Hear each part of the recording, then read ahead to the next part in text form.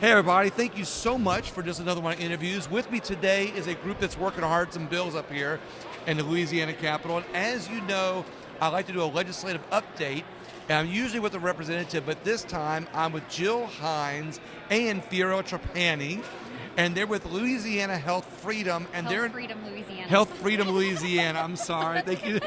But we're actually they're working on some bills that they feel are helpful and not helpful to people in Louisiana, and there's advocates for people in Louisiana. So we're going to talk about what they're working on. Yeah. Thank you so much for being on. I really appreciate it. Sure, we're so glad to be here. You're always such a great conversationalist, William. I We love try to being be. on your show. We love being on your show. Thank you very much. I appreciate you. that. Yeah. Well, how'd you all get started anyway, first off? Oh my gosh, so we've been doing this for several years, way before COVID. It all started regarding protecting exemptions for school vaccine requirements, and it happened when the whole measles outbreak disaster happened in Disney and California. And so back then we were known as Louisiana Parents for Vaccine Rights. And then in 2019 we changed our name and we became an official LLC, Health Freedom Louisiana. And then when COVID hit, it really became against fighting against all these mandates, especially masks and obviously the vaccine mandates. So did you all really just form this after COVID? Oh, no. Yeah. Oh, you all way before that. then. Before Okay. COVID, yes. We actually incorporated in the summer of 2019. And prior to that, Fiorella and her friends here in Louisiana, our other co-director, Ashley Houston, worked under the name Louisiana Parents for Vaccine Rights. So yeah, we incorporated summer of 2019.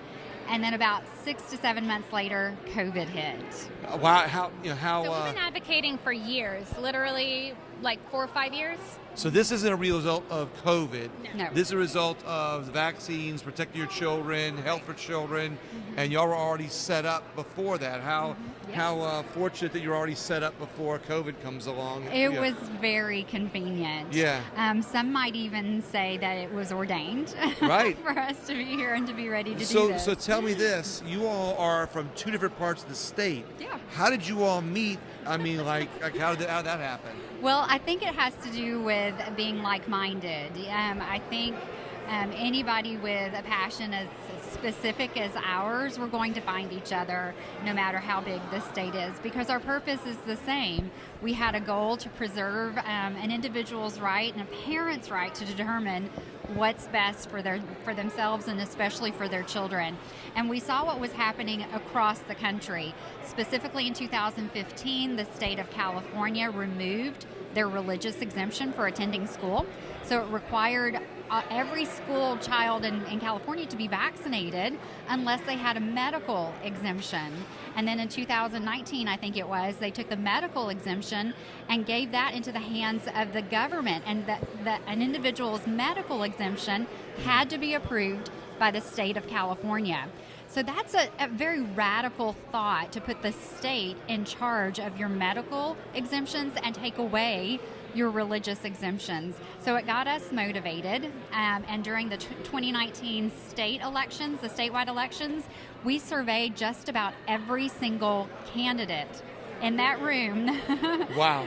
to get their opinion on what they thought about the state's existing exemption law. What I think is important to note, and I'm going to bring it up again, is that this is not a reaction to COVID. This is just a reaction to an attack on freedoms. Exactly. And while there's a lot of people that are worried about the health of their children or their health, and maybe they react differently than some people, Right. you know, you all react in a way which I think a lot of people still keep in mind is in a way of freedom. You know, it's not that you're against health care for children, you're not No. against vaccines, you're just pro-freedom where a parent gets to decide. Exactly. We haven't taken away anybody's or advocated for anybody's opportunity to have access to vaccinations, to have, to prevent them from being vaccinated. That's not our purpose. We actually have a tagline that says we're the friendly voice of vaccine choice. That's really good. Thank you. And I guess in the process, you have probably in some ways helped pave the road for people who still choose to get vaccinated or their children get vaccinated, because you're putting out good health information at the same time. Well, I mean, if you consider giving the patient all the information and making sure that the parent is consenting to these things. If you consider those things limiting access, then I guess we limit access. But, we want to make sure that things are done above board and ethically, and just making sure that there's always consent and there's informed consent. This whole idea of, okay, we want people to do this, so in order for them to do that, we need to lie to them or not tell them everything. That's not informed consent. We believe in transparency, and everyone should have all the information available to them so that they can make the right decision for their families. So instead of saying you're going to go along with the government mandate and force everybody to get vaccinated, and you can't sue the drug company and all these other different mandates that come along with it, you're saying you just want to have freedom of choice. Right. The free will of people to be able to find the information and be able to make their own decisions at what's best for them. Absolutely. And one of the bills that we had in committee this morning actually ensures that an individual would have that informed consent that they've been denied. So many people that were vaccinated when the warp speed vaccines rolled Right. out, they weren't made aware of the fact that those vaccine products were immune from liability. So if they were injured at all from any of those vaccinations, the product manufacturer, the administering physician, the government official that told you about the benefits of the vaccines, none of those people could be sued for liability. They have no liability. So the patient, the consumer, is stuck with that injury. They have the burden of the financial costs, the physical cost of injury, the lifestyle cost. What does that do to a family if a family member's entire, Right. I heard the testimony of somebody on there Right. that was injured with the vaccine, and she's Right. spent countless thousands of dollars and lost a job and everything. $100,000. Yeah, on this. And that's devastating. I mean, not only the cost for the individual, and this is the point that we really like to make, to drive home when we're talking to legislators, is eventually that cost is going to fall back onto the state, because they really are Right. moved, I think, by budgetary costs. But if you're talking especially about a young child that's injured, in a young age, that's a lifetime of therapies that the state may be burdened with providing. Us, Yeah. you and I, as the taxpayer, that will be doing. And so we want people with the HB 1022 that we were advocating for today, we want people to know that the federal government has taken on the responsibility for paying for those costs, for Right. the injury. And many people are just not aware of that. So that's one of the beautiful things about HB 1022, Representative Amadei's bill, is that it provides informed consent to the consumer. And what I like, and I'm going to repeat, correct me if I'm wrong, I gathered from the committee and from hearing you, is you're not sounding the alarm of the vaccine mandate or the inability to be able to sue the manufacturer. You're not sounding all these alarms because you're trying to get rid of vaccines or you're trying to get rid of health, or health, any kind of health care of any kind. You're sounding the alarm because you're saying, hey, look, we should at least have freedom. You're sounding the alarm absolutely. as the alarm goes off. Yes. You're sounding the alarm for freedom is what you're sounding the alarm for. Yes, and obviously people are free to choose, but a perfect example is like the lady today who testified, Angelia DeSalle. She took the vaccine of her free will, Right. but she's been injured severely, and now she's left in a lurch. So, yes, freedom is first and foremost, but also pointing out these issues of the whole vaccine program, of the federal compensation program, all of these issues that people need to be made aware, because when you decide to take a vaccine, you need to know about all this, because what if you are someone that is injured? What are your options? And unfortunately, there aren't that many. So people need to be aware of all of these risks and benefits so that they can make that decision for themselves. You're paving the way for several categories. There's always going to be the category if somebody says, I don't care, I'm going to get vaccinated. Right. There's Do it. people who want to be able to have the freedom that says, hey, I'm not going to get vaccinated, I'm going to do what I want, but you're paving the way for people who have to make that decision Right. and weigh out the pros and cons, Right. see what's best for them and their family. And really, that's who you're paving the way the biggest for, is that the people who Right. just want to have something where they can research. Exactly. And it's not just the individual consumer. HB 1022, which prohibits the mandate of a liability-free medical product, actually protects the business owner as well. Because, as I will discuss in my testimony later this afternoon, when a consumer cannot sue the manufacturer of the medical product that they were administered, if they cannot sue the physician that administered it to them, who are they going to sue when they're injured after they're forced to take the vaccine by their employer? Their employer. So I want to stop you for 1 second. This is not about promoting the ability to sue somebody. No. We want to eliminate that because, again, the government has taken on the responsibility of compensation. Right. They're the ones that literally, by law, have to be sued. But basically, you're saying that, hey, look, if we have what's in place now, more people will get sued. Right. And you're saying we want to have something in place where people can, you're using the lawsuit angle as a way to force the government to create a path for freedom. Exactly. Thank you, William. Yes, that's it. Sometimes it takes me an extra minute to get there, but I always end up getting there. But we don't want the business owner, because, the Republican delegation here in the state legislature are very pro-business, which I love. If I had a business, I would want them on, behind my back too. But at the same time, they have to advocate for the consumer.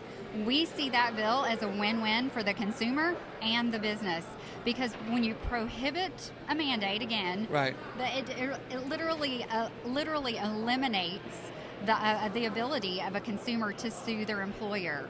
They have no reason to sue the employer if they're not forcing this product on them. Exactly. Government's forcing businesses, and businesses force their employees, and the employee gets hurt.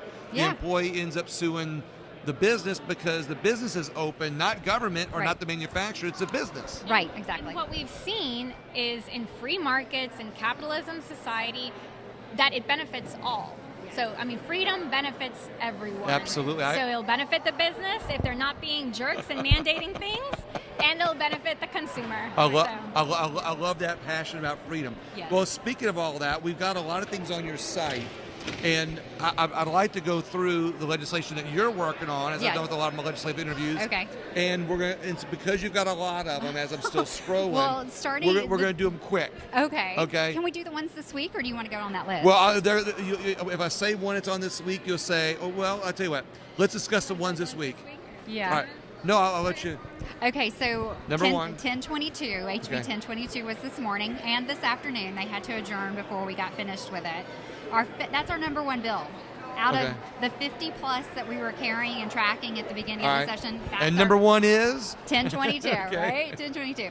We also have on a floor vote today is HB 253, which is Representative Kathy Edmonston's. Wait, 1022 is the one we were just talking about? Yeah, 1022 is this morning. 253 was on the floor this afternoon. We just heard that it was returned to the calendar. What's that one about? It is a comprehensive anti-discrimination bill by Representative Kathy Edmonston. And what it does is it places in statute wherever there's a protection, a protected class, an entity cannot discriminate based on age, sex, race, religion. Those usually your top four, right? Well, she's added the phrase vaccination or immunity status. So whether it's in banking, in education, in employment, in housing, where there's an amendment. It's number 2 on our list. This was number 2 on our list. But it's very comprehensive, especially when employment. We don't want employees to be discriminated against. So 253 is like a 36-page bill. It's a huge bill. We're not going over that one now. No. So what's the next one?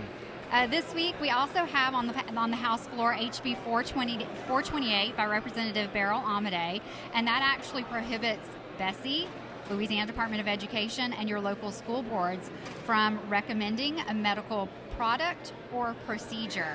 And we really like that because there were a lot of local school districts that were requiring children to wear masks. And this would be covered under that bill. And let's, 1 second, one thing comes to my mind when I talk about this. If you've got a school that's recommending what your children should do, maybe they're not in medicine, maybe they're not doctors, maybe they've had doctors tell them what to do. Maybe it's a doctor that just simply, believes in masks, believes in vaccines, and maybe to some parents that's justifiable. However, what if that school gets recommendations from a government entity that has zero medical, experience, or they're not doctors or anything like that, and now they're the ones telling the schools, you have to do this. Right. And now we've got children, having to live by and. Right. Well, part of our beef with that is some of the medical recommendations that came from state agencies were not supported. I'll go with that. Okay. They were not scientifically, Okay. and masks Right. being one of them. We actually had an opportunity to meet with Kim Hood, who is the Assistant Secretary of Public Health in the office of the Department of Public Health. We had a meeting with her a couple of weeks ago, and I made the comment that masks were a medical device, and she scoffed and said, no, they're the same as shirts and shoes. And I was just like, no, it's a medical device, and it's under EUA. And under EUA, there's a federal statute that says an individual has the right to refuse. Right. She did not know that. She's in the Office of Public Health advocating for children to wear masks.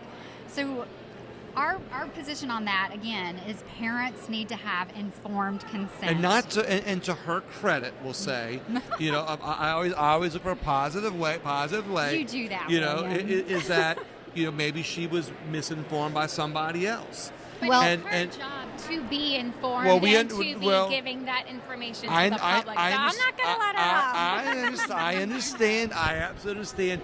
But what I'm saying in this example, what you're saying is accurate. But in all the examples all over our country, people are getting misinformed daily. Right. And what you're doing is maybe that it just brings awareness in such a way. It brings awareness. Yeah. We get asked all the time, what are our qualifications? What does it tell you when two regular citizens know more about the medical science and laws than the people in the public health department? Well, just because that you should don't say everything. just because you don't have some alphabets behind your name Right. doesn't mean that you're less intelligent Right. or don't know as less much, informed. less informed. Right. We're Because not- let's remind all the people that have all the alphabets, it's just because they spent full time in college or university getting it. It doesn't mean that you're not studying the same information. Right. You're just and you're out there researching. Right. And to the point of the masks and everything, it really is the same theme throughout all this. Freedom. The schools need to stay in their lane. They need to worry about math, English, what have you. The child's health care is not the school's jurisdiction. Right. So that is between the parent and the child and the doctor. Right. So we're seeing this trend of employers, schools, government, all imposing what they think is right onto individuals. And quite frankly, that really is the move towards communism, right? Communism is where the government has all the say and you don't have individual rights. Well, look at what's happening or happened in California. Now the government is the one that gets to approve a medical exemption. So what does the government know versus a doctor? So that is the trend that we're seeing in committees. We're always told, we're putting the cart before the horse, or it's a solution in search of a problem. And it's extremely infuriating and frustrating, especially when that comes from fellow Republicans, because we aren't out of the blue with this. This is rapidly happening all over the country, in Louisiana as well. If they would have listened to us, 2 sessions ago, Right. a lot of the COVID stuff wouldn't have been legal. We tried to put things in place. And what I but find we interesting weren't is just be devil's listened to. advocate is that, like to your point, as being a devil's advocate on this is, a bureaucrat, somebody that's in office or somebody that's working in government, they get told, hey, this is going to be the new mandate. Here's the push. They might not know where it's coming from. They might not have done the research. Right. They're now setting a precedent. So while you're started out, your mission was to help schools and children. The precedent may be to stop it from being mandated on businesses, Exactly. other agencies, and if anything, what I always tell people is sometimes the advocacy groups may not win, but at least you open up the discussion and open up a lot of eyes, for the future. Oh, and I stuff hope like- so. So what else are you working on this week? Is there anything else? Oh, yes, HB 531, another one that's on the floor this afternoon by Representative Beryl Amade. And that one, hang on. Oh, 531 is the one that actually, if a school does not accept a vaccine exemption, which many do not, there's a lot of private schools that refuse students' application if they're hinting at, turning in a vaccine exemption. Which is in violation of the law. Yeah. Okay. So HB 531 basically... Discrimination? Yes, exactly. It doesn't create a cause of action because the cause of action is already in statute. It just clarifies that even private schools, any school, the statute actually reads any school in Louisiana. That includes private schools, public schools. So any school that fails to accept a child's vaccine exemption, they can be sued. Oh, wow. Do you have another one on there? Yes. Well, we have one in committee tomorrow, HR 116. Have you heard about that one? No, I have not. Okay, so you've heard, I'm sure, though, about the brouhaha around the WHO.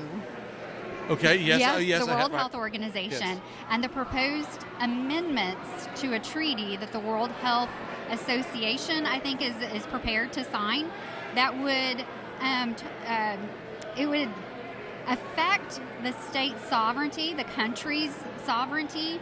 And so, again, Representative Kathy Emiston has drafted a House resolution that recognizes the threat to state sovereignty that those proposed amendments would incur. So for those out there that are saying, oh, come on, the United States is not going to give up our sovereignty. Yeah. Is this maybe not, we're not giving up our sovereignty, but it's more like we're gonna be relent, or the United States officials will relent to whatever the World Health Organization says to do, or whatever their guidelines are. Right, exactly. Like they're going to adopt whatever the World Health Organization says to adopt during the next, if you will, because we're already on our next. You saw that. We're on our next. It's about monkeypox? Yeah, yeah. We're on our next one. So it would require the U.S. to adopt the same pattern, the same philosophies, if you will, that and the it World also Health gives the World Health Organization the ability, the right to go into any country that they deem necessary and to implement whatever they come up with.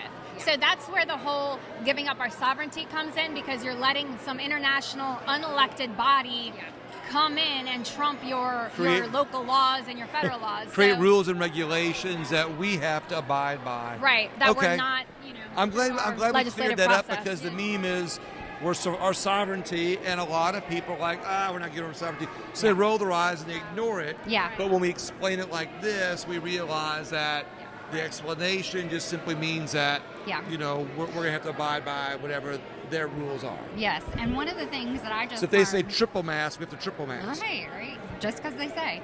So one of the things I just recently learned, a lot of people have been directing this message to their congressmen, and what we've learned is the message needs to come from the state.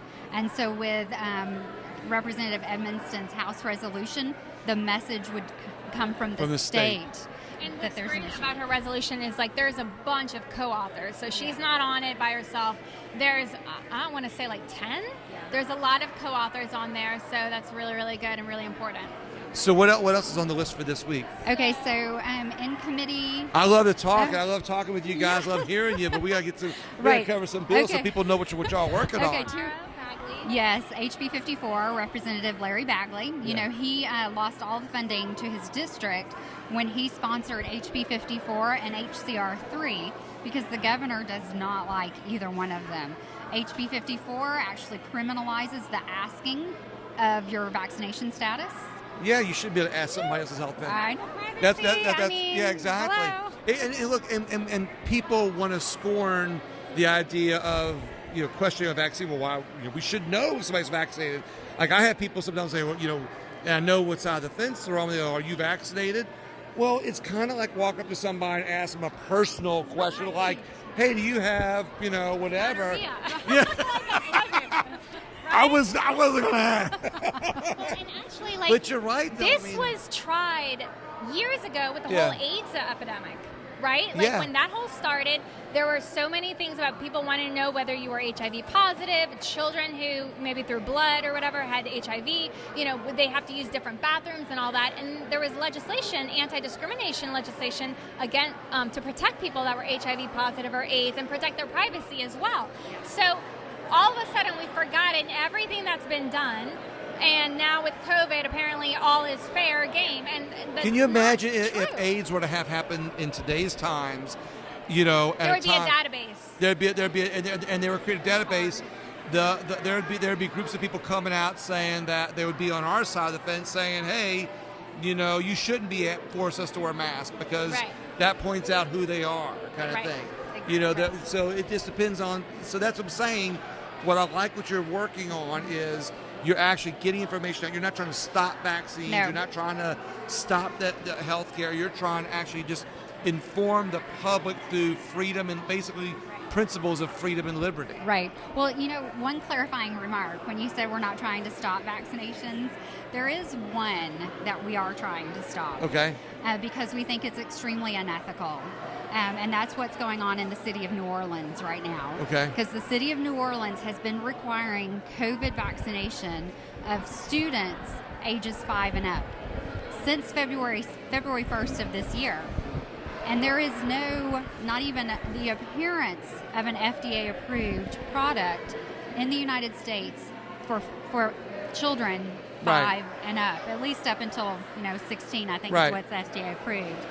So that is, again, a human rights violation that they're requiring an EUA product of children as young as 5 to attend school. We think that's wrong. So that we would love to stop. We would love to stop that. So we'll just stop that one. Yeah. Well, like I said, we have so many parents that have come forward whose children have been injured from the vaccines. Right.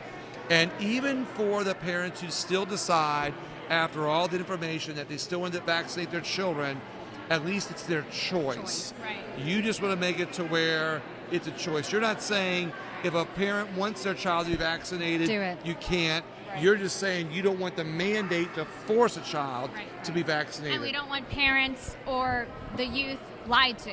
Right. Informed consent. Yeah.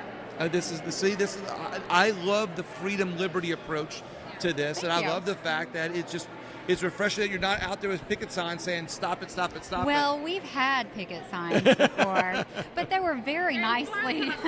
They were very nicely. it. They're about freedom and liberty. Yeah. Well, one of them specifically said, "Follow the money, except when it comes to vaccines." Oh, yeah, exactly, right. Exactly, because and that was what 2 years ago, 3 years ago Well, that we you had know- those signs. In 2019. 2019. When you follow the money, Yep. you see who's making the most money Right. off of this. Right. Speaking of that, it's the same thing with the schools, that they were implementing all of these COVID restrictions because they wanted to have the federal money. Right. And they couldn't get the federal money if they didn't implement that. So it wasn't because the schools really believed in these restrictions. They just wanted the money. And, children suffered because of that. So are you telling me that they were ignoring freedom and liberty in the name of the dollar? It's the same with the CMS mandates. The only reason the hospitals or those entities that have CMS contracts, the only reason they're requiring the COVID vaccination are because of the federal money. Yeah, the federal money. It's the same with the flu vaccination. You don't see people walking around with masks in hospitals because they don't have the chickenpox vaccine. And it's only I'm the just flu. curious here,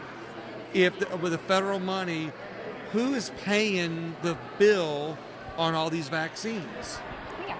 The taxpayers, because the government is taxes, right? The government's taxing us, and The government paying- buys the vaccines, Okay. and then with taxpayers' money, Okay. and then they try to force it on the citizens, right? Right. And 'Cause they gotta get their money back somehow or another. Well, see, the last time I looked at the state budget, it's been a while since I looked at the state budget in regards to the Louisiana purchase of vaccines. I think it was 2019 when we were doing it and preparing a presentation. But even the state of Louisiana budgets around $2.5 million for vaccinations that they purchase. Wow. And that doesn't even include all the marketing that goes behind it. I mean, just look at LDH's budget and look at what they've done with it. Where's the marketing for being healthy, for going outside, for exercising, for losing weight so you're not obese and, at huge risk of COVID? No, all they spend their money on is trying to get, children in capes and saying vaccines are, will give you superpowers. Something comes to my mind. I'm just thinking, as an ounce of prevention is worth a pound of cure. So, to your point, it does raise an eyebrow. And again, this is one of the things that I like about your organization, is that you're opening a lot of windows, opening a lot of doors, exposing a lot of things. And one of those is our government, our schools have taken PE out of, our curriculum. Not all, but they've recesses and stuff like that. Yes. Now it's a mask, and it's not about health. It's there's less health choices. There's less promotion of health. It sets the precedent for our children to go, I don't have to be healthy because I'm just get the shot. And I think that is such an important distinction. Vaccinations do not equal health. They just don't, because as United States of America, we are the most highly vaccinated country in the world, yet we rank last in first world countries in health and infant mortality rates. So more of our babies are dying when they're born than in, other countries. And so this whole idea that in order to be healthy or have a healthy community, you need all these vaccines, it's just not corroborated by any data. And what I'm picking up on is not that you're connecting that statistic to vaccines, you're just connecting it to a time period that we're not we're not promoting health, we're just promoting cure. We're not promoting prevention, we're promoting cure on that same mindset. Is that right? Well, I think if correlation does not if correlation does not equal causation in one direction, it cannot equal it in the other direction. They cannot say that health is equated by vaccination when at the same time we're extremely unhealthy. 54% of American children have some form of chronic illness. 1 in 6 has a neurological illness or a neurological disease. So we're talking about not a healthy society. And interestingly enough, when COVID hit, the state of Louisiana was number 49 out of 50 in regards to health. Wait, we were second from last? But we weren't last, we were just second from last. Oh wait, hold on, it gets better. When you factor in habits, we were 50th. habits including things like obesity, alcoholism, smoking, that kind of thing. So yeah, we were basically 50th when COVID hit. So if COVID is a virus that attacks individuals that are susceptible to its ravaging because of the status of their health, we were ripe for the pickings. I mean, it was our own fault, basically. I don't want to blame individuals, individually. I don't want to be accused of doing that. But at the same time, we have to take responsibility for our own health. And if we were 50th in the country when it comes to, nationwide health statistics, we needed to do a little bit of work. You can't be surprised that we were hit so hard with COVID, right? Right. I mean, right. Exactly. Yeah. And again, not calling out vaccines, but calling out the need to get our society healthier. Healthy, yes. And that you're not calling out vaccines as a way to say, hey, vaccines are causing it. You're calling out saying, hey, look, we need to work more on prevention than on cure. Yeah. When you have the Department of Health doing incentives of go to McDonald's to get your vaccine, there's a problem.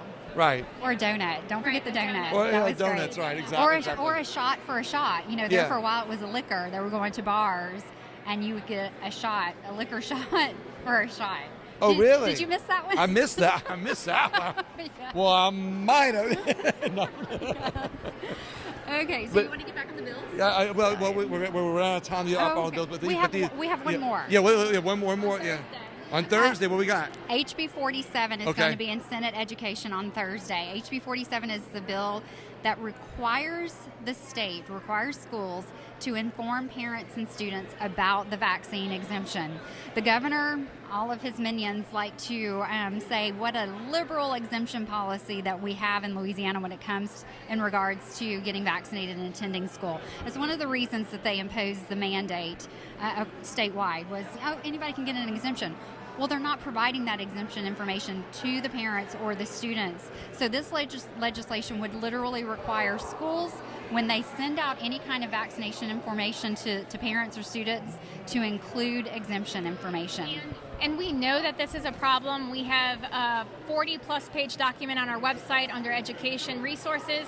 It was given to the committee members on the House side. We'll give it to the Senate side.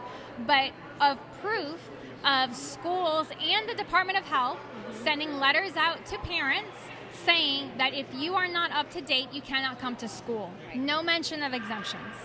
Really? So we know that the schools and the Department of Health are intentionally misleading parents, or Could so it be it that? needs to be I'm addressed. going to be devil's advocate again. Okay. Because I like to do this game sometimes. Yeah. Could it be intentionally misleading, or could it just be bureaucracy?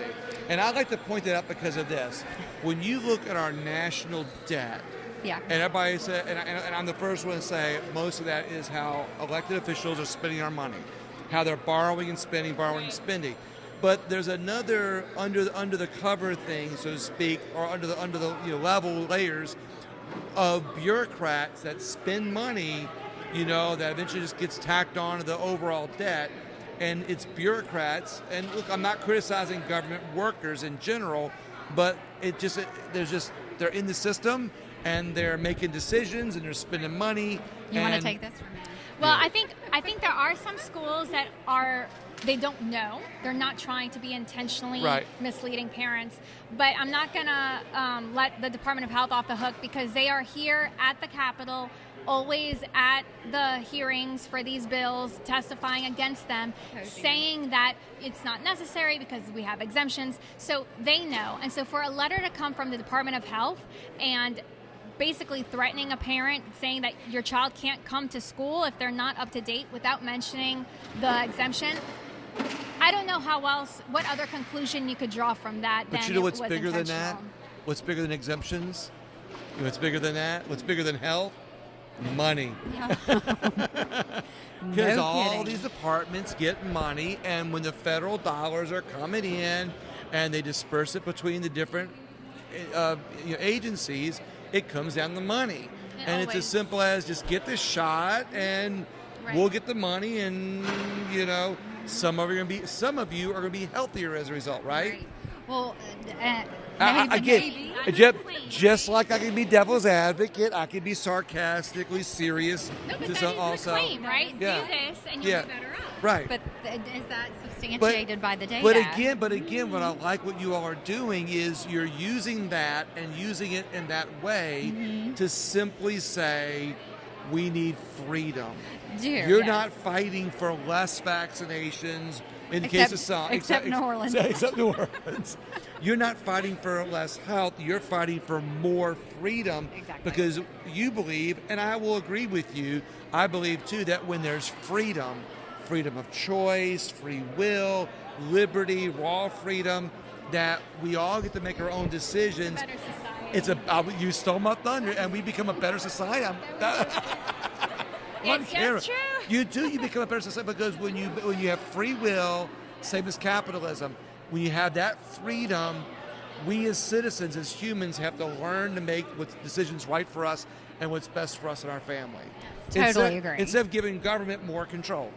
Absolutely. When has the government ever, when we relinquished the reins of our own freedom, when have they ever acted in our best interest? Once we give them a little freedom, we will never get more freedom, or we always get less. Yes. And once we give them more, and some of this to some of my friends are say, "Oh, it's conspiratorial," but I go, "Oh no, the past 2 years it's well proven to exactly, not be a conspiracy." Exactly right. But when you really look, when you get the fear out of your mind of maybe getting sick, and you look at the freedom, it's a slippery slope. Right. That and look, I've got friends who are driven by the scare of the COVID, worried about the disease, worried for the children, and I understand that. I'm worried for my family too. But when that dictates, or it makes you forget about the slippery slope that government is using to take more of our freedoms, that's where I want to just sound the alarm and say, hey, look, you don't have to agree with me.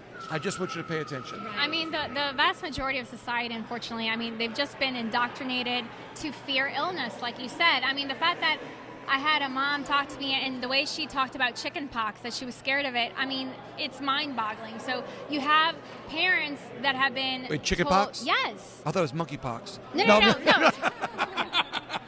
But like, you have parents that are now scared of measles, scared of chicken pox, scared of fevers. That's a big one. I mean, and fever is just your normal body Right. reaction to fighting illness.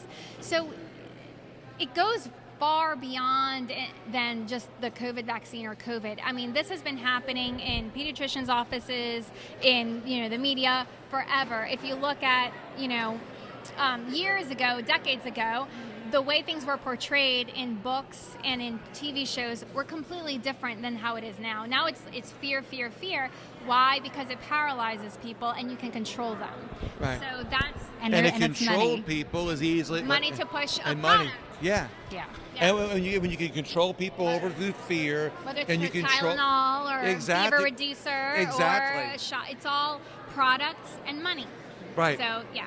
Well, like I said, and once you control the narrative and you control the fear, Yes. you can get legislation through, you can do what Right. you want to get through, and then, of course, that's why we end up with $31 trillion in debt today. Oh my God. And you look at what's been racked up, and I you know what? You're giving me an idea for a show. I'd be curious to find out how much of our national debt got there because of fears. Oh, and if anything was passed in the last 48 months, it was based Just on fear. fear. Well, is there anything else that we're going to talk about? We got to start wrapping up here in just a second. I think those. Telling people how they can be involved and know what's going on, because there's so much going on. Yeah. But what we do is we do all the hard work for you, basically. Jill is on top of everything, the posting, but the most important thing is people need to get active. Like, we come here as much as we can, but people need to be emailing and if they can, coming here. And the best way to find out is just to be on our list for when we send out calls to action, because we are heavily censored. And an easy way to do that is just text the word BRAVER to 50457. Say And- that again. Text BRAVER. BRAVER. Yeah. Yes. To 50457. So text that number, Okay. text the word BRAVER, and it'll automatically get you signed up on our list. And that way, we do all the emails. All you have to do is copy paste or click a button. And that way your voice can be heard. And the more people that are speaking out, the more powerful we can to influence the legislature to pass good bills and block bad ones. Do you think there's room for people? I mean, it's my last question for you. Is there room in your organization for people who might be pro-vaccine, might be 100%. Oh wow, she's right there. Oh, yeah. Who might be pro-vaccine? Maybe they're fearful of the virus. Maybe they believe in some of the the worries or concerns, but maybe they too are concerned about freedom and liberty. Yeah, absolutely. We actually have a fantastic group of physicians and healthcare workers, and we're not 100% on every topic, I would say. Some of them still... Pediatricians that Yeah. give vaccines, but then they were forced out of their job because they didn't want to take this one vaccine. So, yeah, it's not about, that's why our name is not, illegalized vaccines. It's health freedom, right? Yeah. So if that for you is you getting the vaccine or any vaccine and you not, it's you having the freedom to decide what is best for you. So we actually have a lot of libertarians, people that chose to get the vaccine, but they don't want the employer to tell them they have to. They Right. wanted to go and decide that for themselves. Or maybe, they want it, but not for their wife or vice. I mean, whatever it is. Does this go for like men in general though? Men would like cut the grass more often. They take the trash out more often. They do the laundry more often, as long as they weren't being told to do it. Is that what you? Is that how that works? All right. Well, we're wrapping up here. Fiorella, Jill, is there any last parting words before we? Just to reiterate what Fiorella says, find us if you can on social media because we are. Name all the accounts again. Sure. Facebook, Health Freedom Louisiana. We're on Telegram. Twitter is one of my new favorite places to hang out. Yeah. That's awesome. Even though it is a cesspool, but that's okay. Our politicians are there. Don't tell anybody else that. But so Twitter, Instagram, Getter. I just made it onto Truth Social. Nice. But I haven't set that up just yet. But healthfreedomla.org is our website, and I want to encourage people because we never know what the governor's going to do. Make sure that you're familiar with the exemption law. You can find that on our website. Find our exemption form. A lot of people are floating around a copy of Louisiana Department of Education's exemption form. We really do not advocate for that one because it has exclusion language. In case of an outbreak, people will be excluded. Right. And if the COVID shot should come back, we know that COVID is not a vaccine-preventable disease. No one should be excluded because they aren't vaccinated from campus. So college students that are going to college, please don't sign anything saying that you're going to be excluded from campus because you're not, COVID vaccinated, because COVID, again, is not a vaccine-preventable disease. Right. It violates state law by requiring it. Hint, hint, hint. So anyway, don't sign that language. Look at our exemption form that we have on our website. Yeah, you can print it out. Health Freedom Louisiana. healthfreedomla.org. .org. And what about your Telegram? It's Health Freedom Louisiana. Okay. Yep. All right. We make it easy. All right. I do want to say one last thing that is so important. People are so fed up about the pandemic and all these restrictions. Unfortunately, there's nothing in the books right now that would prevent any of this stuff from happening again. And that's why we're here trying to get bills passed, is to make sure it never happens again. And we are the only group that I know of that is handling all of these bills to protect people from happening again. And so that's why it's so important for people to get involved, because even though some things have been lifted, like the COVID vaccine requirement for schools, there's nothing stopping Edwards or the Department of Health from doing this again. So we're still working on that. So please keep your eyes out for any calls to action.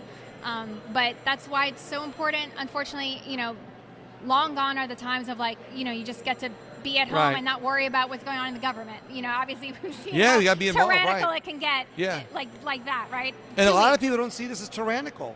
I don't think they realize, though, that it could lead to, more things. But I will say this, though. COVID wasn't a great name. It was a scary name. But monkeypox, there's a lot of things that can be sold along. I mean, like the retailers can sell lots of stuffed animals that look like monkeys, so maybe they'll need money from the federal government also. I mean, you get your shot, you get a free monkey. I mean, oh my goodness. I had to make a bad joke. Thank you all so much for being on here. I really appreciate it. Thank you. Everybody, thank you very much for listening, and keep in touch. And also, you know how to get a hold of them, follow them, and please share the video. That'll also be as a podcast on my podcast app at William Wallace for America, my Rumble page, the same name, Facebook and YouTube. Thank you all so much, and have a great day.